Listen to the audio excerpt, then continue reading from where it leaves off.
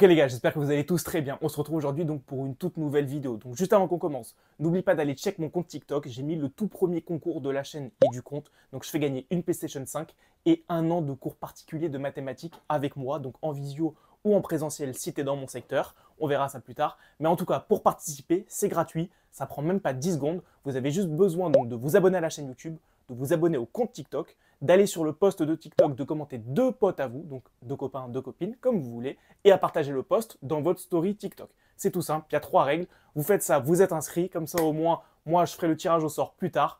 Et maintenant, on passe à la vidéo du jour. Ok, donc pour l'exercice du jour, donc là j'ai choisi un exercice sur les probabilités. Donc c'est l'exercice numéro 1 qui est tombé au brevet 2024 en maths. Donc let's go, on est parti.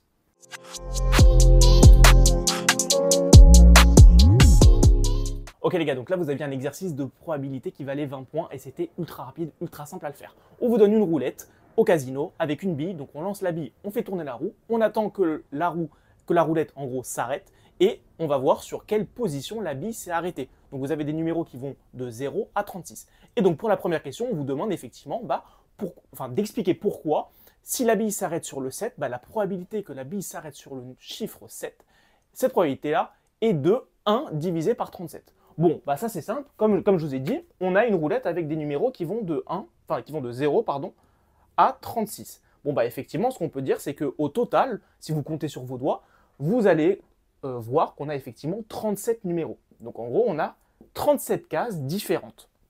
D'accord? Et on vous dit, et on vous spécifie dans l'énoncé, effectivement, que lorsque l'on tire la bille, on a autant de chances de tomber sur un numéro ou sur l'autre. Donc ça veut dire qu'on a une roulette qui n'est pas du tout truquée. Voilà, on a autant de chances de tomber sur le 0 que le 10, que le 15, que le 36, etc. Donc, si on a 37, ça veut dire qu'effectivement, la probabilité d'avoir un seul chiffre, avec chaque chiffre qui est unique sur la roulette, effectivement, ça va nous donner que la probabilité d'avoir le 7, donc je vais noter cette probabilité P, la probabilité d'obtenir 7, je vais dire que c'est égal à 1. Pourquoi 1? Parce qu'on a un seul chiffre 7 sur la roulette, et je vais diviser ça par le nombre total de possibilités et de cases que j'ai. Donc là, on a dit qu'effectivement, entre 0 et 36, ça nous fait 37 cases au total.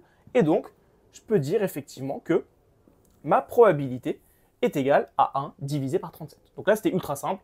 On passe à la deuxième question. Ok, donc là, on vous demande de déterminer la probabilité pour que la bille s'arrête lorsque l'on va la lancer sur une case qui comporte à la fois un chiffre ou un nombre pair et qui est également une case noire. Là, vous avez juste à reprendre la roulette et vous déterminez effectivement le nombre de cases qui correspondent à cet événement. Là, on voit que sur la roulette, on a quoi? On a le chiffre 2. Effectivement, 2, c'est un chiffre pair et il est sur une case noire. Vous avez 4, vous avez 6, vous avez 8, vous avez 10.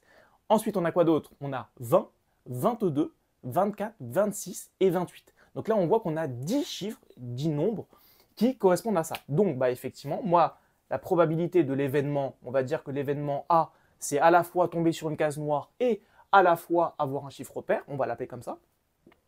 Et ça, je vais dire que effectivement j'ai 10 possibilités, parce qu'on a compté qu'il y avait effectivement 10 chiffres et 10 nombres au total qui étaient à la fois sur une case noire et qui étaient pairs, sur le nombre total, encore une fois, comme à la question 1, sur le nombre total de cases que l'on a. Donc, ce sera 10 chances sur 37.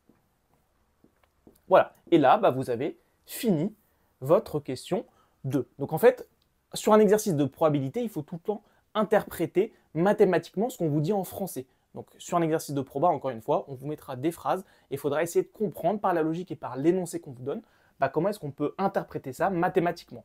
Et encore une fois, une probabilité, c'est tout le temps le nombre de chances de l'événement en question divisé par le nombre de cases ou d'éléments total que l'on a dans notre exercice. Donc là, effectivement, on en a 10 qu'on divise par 37, qui est le nombre total de cases.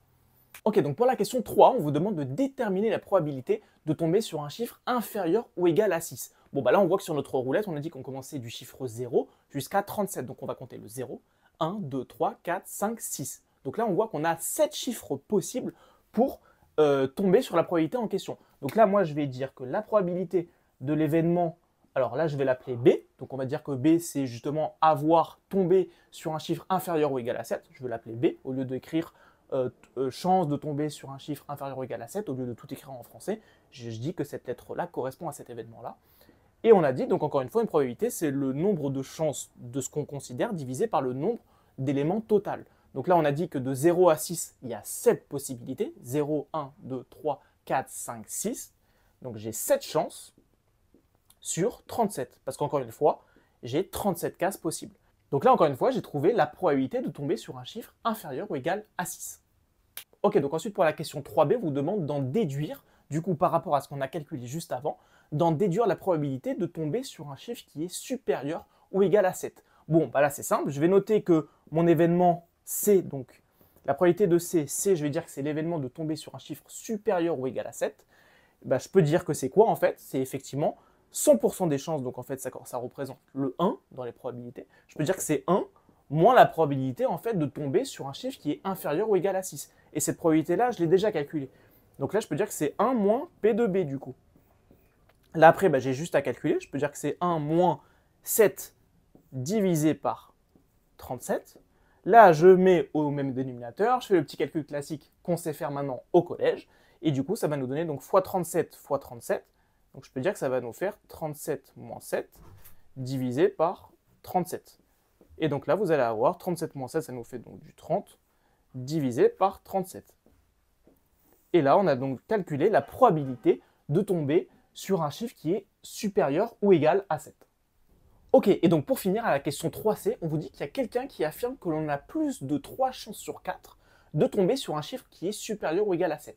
Bon, nous, ce qui est bien, c'est qu'à la question 3b, on a déjà calculé cette probabilité. On sait que la probabilité de tomber sur un chiffre qui est supérieur ou égal à 7, c'est égal à 30 sur 37. Bon, bah, ce qu'on peut faire, c'est déjà essayer de donner un résultat approximatif décimal avec la calculatrice, par exemple. Bon, bah là, j'ai juste à réécrire P de C. Je vais dire que c'est à peu près égal. Et ça, donc là, vous avez juste à faire avec votre calculatrice 30 divisé par 37. Vous allez voir que vous allez tomber sur à peu près 0,81. Donc si on arrondit au centième près. Bon, bah là, je vais dire que c'est à peu près égal à 0,81.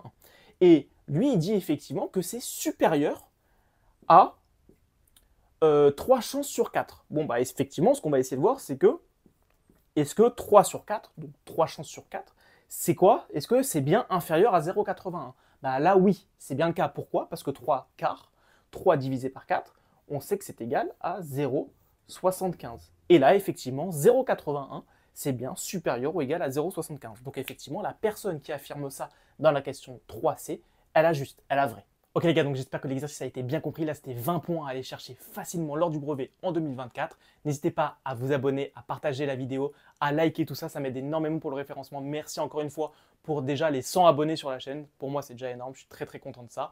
Et n'hésitez pas à aller participer au concours sur TikTok. Donc encore une fois, je fais gagner une PlayStation 5 et 1 an de cours particuliers de mathématiques gratuits avec moi, donc en présentiel ou en visio. Donc sur ce, moi, je vous dis à très bientôt pour une nouvelle vidéo. À plus.